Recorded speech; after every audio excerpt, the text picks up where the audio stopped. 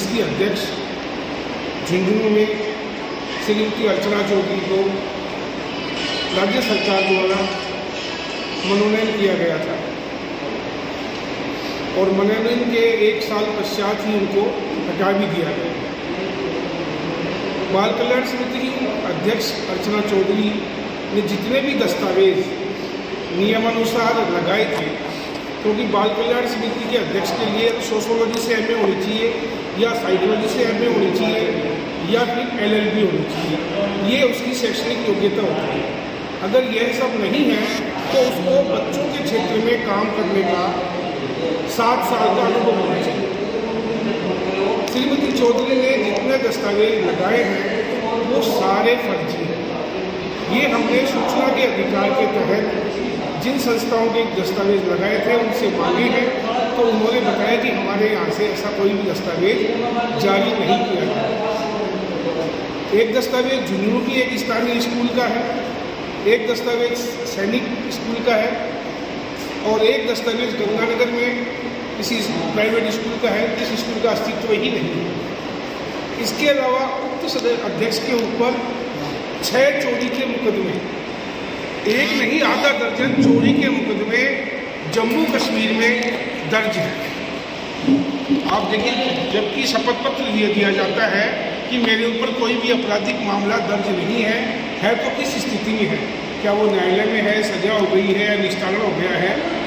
श्रीमती चौधरी ने उसके बारे में कोई भी टिप्पणी नहीं की अपने आवेदन पत्र में, शपथ पत्र में। सिर्फ ये लिखा है कि मेरे खिलाफ कोई आपराधिक मामला नहीं है।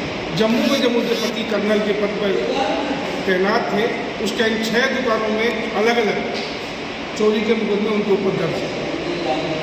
इस प्रकार जो नाबालिग बच्चों के साथ काम करने के लिए जिस वैधानिक पद पर एक जिम्मेदारी दी गई थी, वह महिला स्वयं चोरी जैसे आपराधिक मामलों में दर्ज है और झूठे प्रमाण पत्र लगा करके एक वैधानिक पद उन्होंने प्राप्त किया है। 1 साल तक उस पद पर रह करके उन्होंने मानदेय उठाया सरकार से। इसी के खिलाफ हमने एफआईआर पहले पुलिस अधीक्षक को दी थी, कोतवाली में दी थी, वो दर्ज नहीं हुई, तो जरिए कोर्ट के इस्तगासे के हमने कल कोतवाली में उनके खिलाफ एफआईआर दर्ज करवाई है और ये सारे सबूत, सारे दस्तावेज हमने उनको भी प्रस्तुत किए हैं और आपको ये एक प्रतियां उपलब्ध है। जम्मू कश्मीर में रहते हुए चोरी की कुछ वारदातों पर आप आरोप लगा रहे हैं, किस आधार पर ये चीज़ बताई जा रही है कि जम्मू कश्मीर में उनके एफआईआर दर्ज है? उनकी कॉपी हमारे पास है और वहाँ की न्यूज़ चैनल्स की चली हुई न्यूज़ हमारे पास है, तो कति अभी आपको उपलब्ध आ जाएगी। तो ये भी उचित कि भाई जो एफआईआर दर्ज करवाई है पर्सनल खुंदक की वजह से? सर, एक एफआईआर पर्सनल खुंदक से हो सकती है, 2 हो सकती है, 6 एफआईआर थोड़ी पर्सनल। राजेश जी पे उन्होंने बताया कि राजेश जी के उनके साथ में कोई पर्सनल कुछ ऐसा है जिसको शायद हो सकता है कोई पर्सनल उनसे खुंदक होगी, ये भी नहीं कह सकता मैं, और वो मामला न्यायालय में विचार की ठीक है। लेकिन ये दस्तावेज तो आइडेंटिफाइड है, उस चीज़ को मैं अलग रखना चाहता हूँ और उसको मैं कबूल भी कर रहा हूँ कि मेरे से कोई खुंदक है, तभी तो हमने ITI के कागज़ निकलवाए हैं उनके। नहीं, उनका ये कहना था कि बदले की भावना से पुलिस आप कार्रवाई कर रहे हो। नहीं, बदले की भावना नहीं है कि इतने अच्छे पद के ऊपर जिस आदमी को बिठाया गया है उसकी कोई गरिमा होनी चाहिए, उसके अच्छे संस्कार होने चाहिए। वो संस्कार कहाँ है? कभी आपके सामने चीज़ सामने आई कि इसमें काफ़ी मतलब कमियाँ हैं जी, और अभी आपने इसको क्यों चुना समय को जल में? लेकिन हम तो 1 साल से लग रहे हैं, जब से इनका मनोनयन हुआ है तब से हम शिकायत विभाग को, मुख्यमंत्री को, जिला कलेक्टर को, सबको हमने शिकायत की है। फिर हमने SP को भी कई बार दिया है, कोतवाली में भी कई बार दिया है, वो सबकी रसीद बनी है। उनको किस आधार पर ये तो विभाग बताएगा, मैं नहीं कह सकता।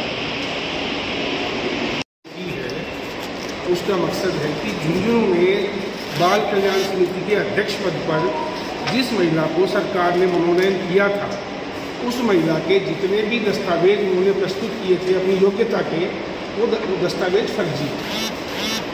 दस्तावेज फर्जी का मतलब जो अनुभव प्रमाण पत्र उन्होंने लगाए हैं कि मेरा बच्चों के साथ काम करने का इन संस्थाओं का अनुभव है, वो सारे फर्जी हैं।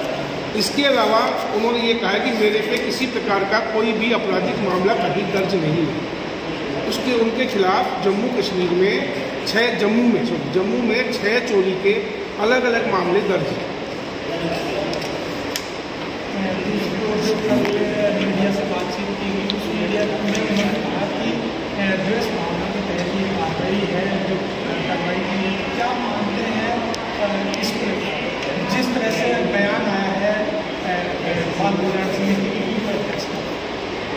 देखिए, ये कोई द्वेषतापूर्ण भावना नहीं है। एक सामान्य नागरिक की भी जिम्मेदारी बनती है जब उसको यह लगता है कि इतने बड़े अच्छे पद के ऊपर, जहाँ नाबालिग बच्चों के विकास की बात करनी है, जहाँ नाबालिग बच्चों के पुनर्वास की बात करनी है, उनकी शिक्षा की बात करनी है, भिक्षावृत्ति रोकनी है, उस पद पर कोई गरिमामयी आदमी बैठे जिसके ऊपर खुद इतने आक्षेप है, चोरी जैसे आक्षेप है।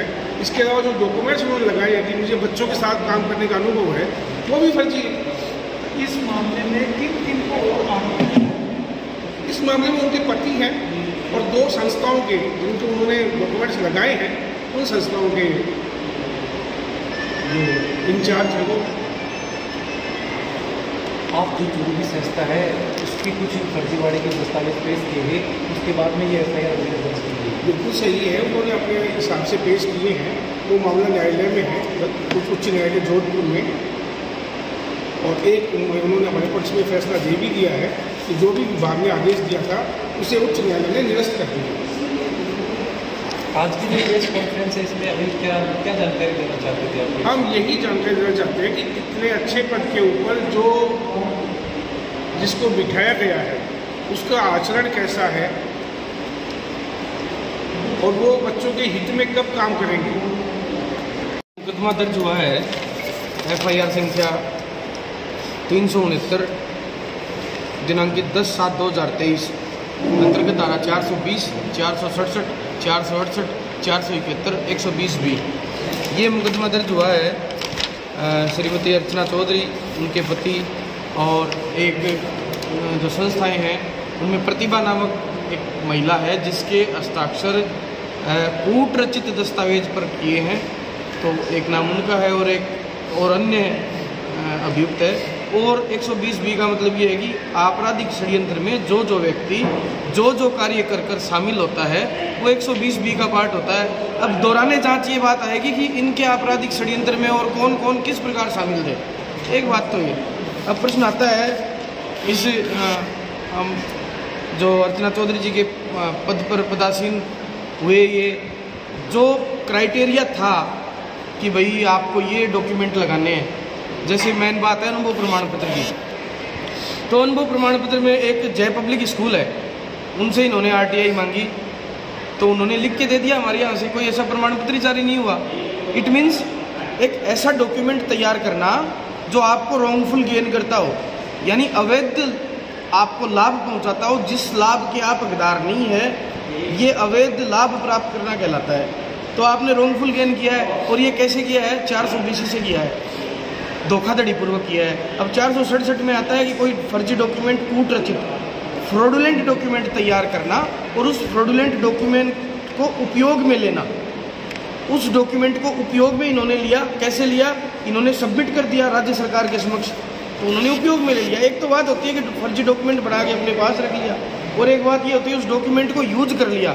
यूज करने के साथ ही आपने उस रॉन्गफुल गेन, जो अवैध लाभ जो आपको नहीं मिल सकता था, उसको लेने के लिए आपने वो कूट रचित दस्तावेज तैयार करके उपयोग में लेने का काम कर दिया, और 471 में आपने वो लाभ ले भी लिया। आप पदासीन हो गए उस डॉक्यूमेंट के आधार पर।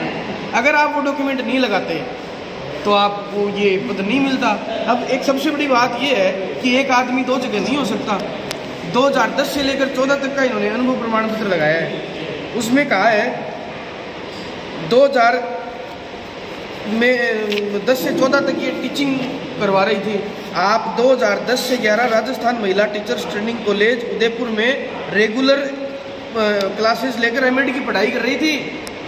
इट मीन्स कि आप 750 किलोमीटर दूर है, आप गंगानगर का, लेट मी कंप्लीट प्लीज, आप गंगानगर का प्रमाण पत्र लगा रहे हो कि मैं गंगानगर में पढ़ा रही हूँ, और आप क्या सुबह बैठकर क्या शाम को उदयपुर 750 किलोमीटर पहुँच सकते हो?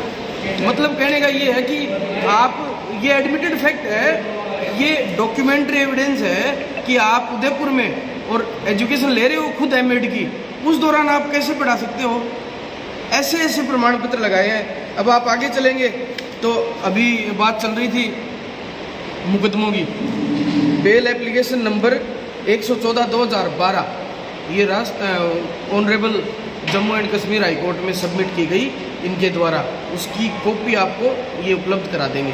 ये मैंने इस्तगासे में ये जितने भी डॉक्यूमेंट हैं, हम जब इस्तगासा पेश करते हैं या कोई भी परिवार तो ऐसा पेश करते हैं तो उसके सपोर्ट में कि मेरी जो इस्तगासे की बॉडी है, कंटेंट्स हैं, उस कंटेंट्स में जो मैंने तथ्य रखे हैं उसके अकॉर्डिंग वो डॉक्यूमेंट भी हम न्यायालय के समक्ष प्रस्तुत करते हैं।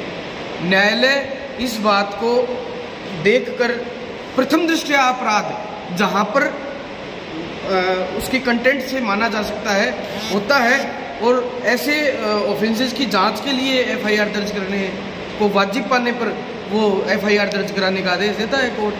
तो अब सबसे बड़ी बात यह है कि जैसे 2 डॉक्यूमेंट तो ये हो गए कि जय पब्लिक स्कूल का रिप्लाई आता है कि हमारे यहाँ से ऐसा कोई डॉक्यूमेंट जारी नहीं हुआ, जबकि वो डॉक्यूमेंट आपने सबमिट किया है। जय पब्लिक स्कूल से भी जांच होगी।